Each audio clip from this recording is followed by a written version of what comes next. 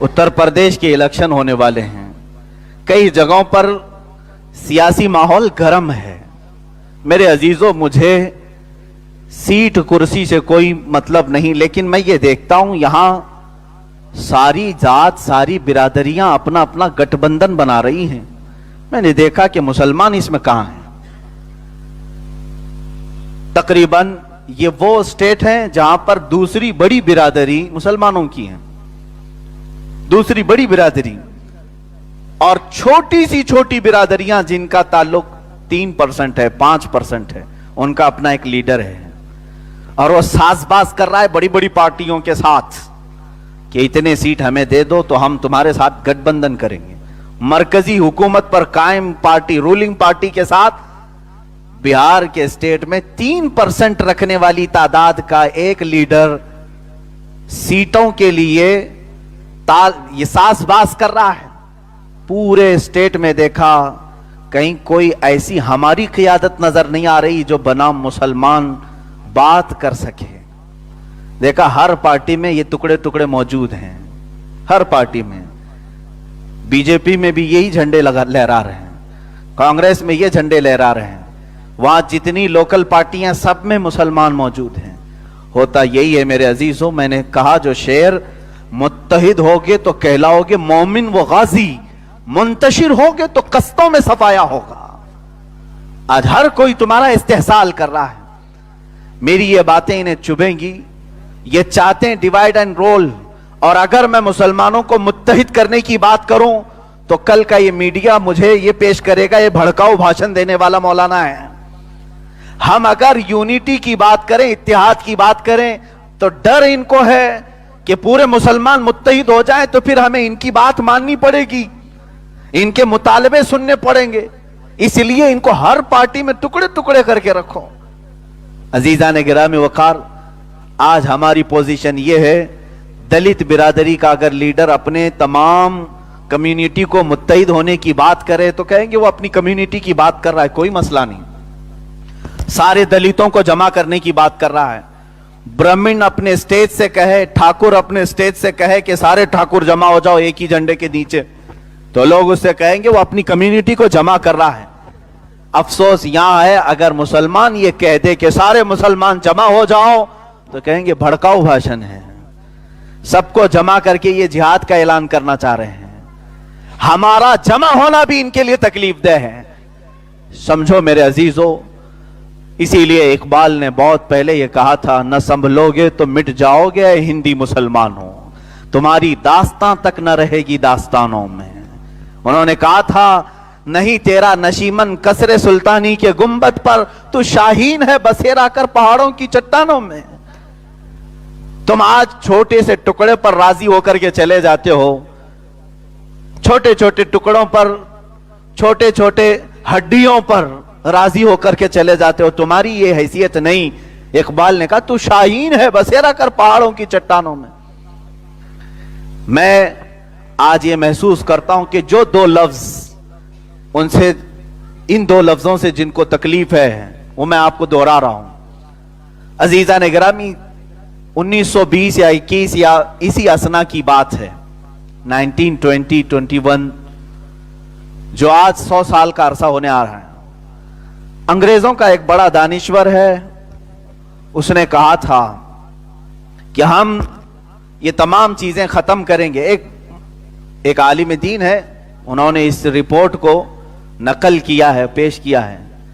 उसके साथ जो उनकी गुफ्तगू हुई वो कहते हैं, तुमने तो खिलाफत तुर्की की ये सब खत्म किया, जिसको ओथमान एम्पायर कहा जाता है, उस्मान एम्पायर, ये खत्म कर दिया।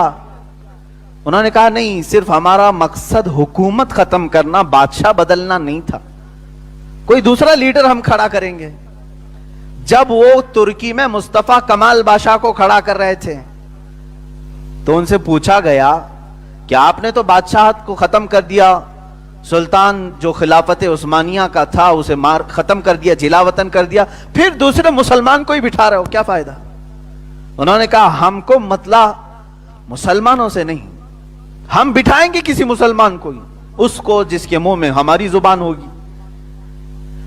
हमें जो टेंशन है वो दो लफ्ज हैं, ये तारीख से मिट जाएं इनके, और इसी से आज तक हम हारते रहे हैं। कितने सालों से? 1300 साल से हम हारते रहे, यही दो लफ्ज इनके अंदर मौजूद थे। बड़े पते की बात है। उन्होंने पूछा कौन से दो लफ्ज हैं? कहा एक खिलाफत है और दूसरा जिहाद है। ये दो वर्ड को हम इतना स्पॉइल कर देंगे, इतना भयानक बना देंगे, आइंदा कभी ये दो वर्ड कोई बोलेगा तो उसे जेल भेजने जैसी हालत बना देंगे। आज यही है, जिहाद का लफ्ज इस्तेमाल करो तो ये कहेंगे आतंकवादी है, खिलाफत का लफ्ज इस्तेमाल करो तो ये कहेंगे ये भड़काऊ है, खिलाफत कायम करना चाह रहा है, शरिया रोल कायम करना चाह रहा है, ये प्रोपेगेंडा फैला देंगे। ये मेरे अजीजों पिछले 100 साल से चल रहा है। और मुसलमान कंट्रीज जो हैं, मैं तो हिंदुस्तान में हूं, यह सबका मुल्क है, सारे लोग यहां पर हैं, मैं उन मुसलमानों के मुल्कों की बात कर रहा हूं, वहां पर भी खिलाफत की बात करने पर मुसलमानों को जेल में भेजा जाता है। हां, कोई करके दिखा दे।